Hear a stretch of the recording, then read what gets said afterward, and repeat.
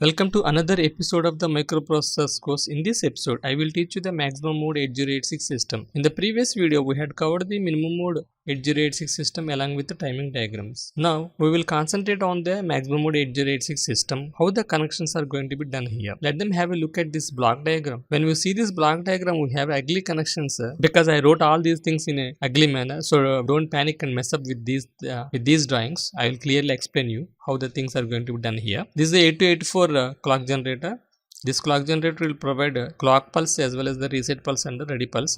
Ready pulse is for a ready synchronization and reset is for a reset the microprocessor, and clock is useful for all the peripheral devices to synchronize. Coming to this S0, S1, S2, these are the three status signals are connected to the 8288. In the previous video, we have not seen this 8288 bus controller. So in minimum mode, no need to connect the 8288 bus controller, only latches and data buffers only connected. But in maximum mode, 8288 bus controller also connected. Why? Because minimum mode is for only single processor system. Maximum mode is nothing but a multi-processor system. In the maximum mode, there is a possibility to get connected the 2 processor and 3 processor like that. One server is connected to the different types of clients, so that maximum mode will be operated in the multi-processor system. For that cause, 8288 is also connected, and 8288 provides different types of control signals. In fact, only 8086 generates 4 control signals like IO read, IO write, memory read, memory write. But here in maximum mode control signals, in addition to the 4 control signals, we need at least 4 to 8 control signals are needed. In that point of view, data signals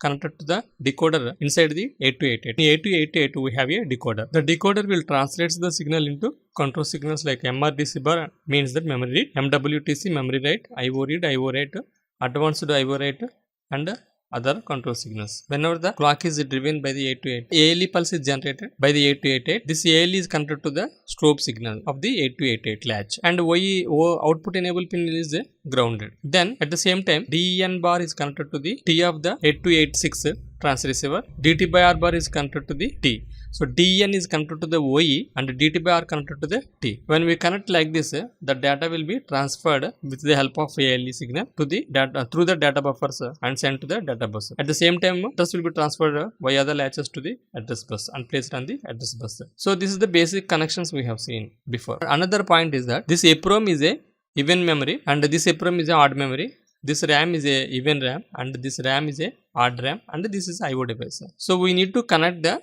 chip select signals to the EPROMs and RAMs, right?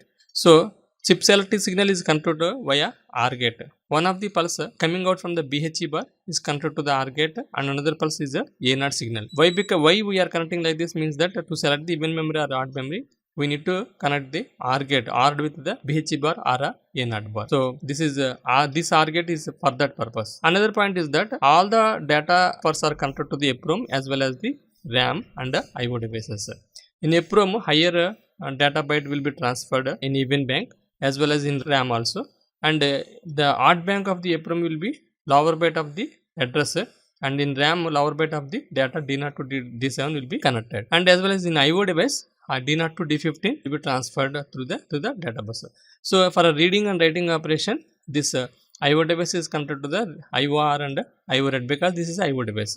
These are connected to read is connected to the OE bar and write is connected to the write bar of the signal. So this is the block diagram we are seeing here treated as a system, and of course we have a decoder. Decoder is used here to translate the signals. With this, I hope you understand something about the maximum mode 8086 system.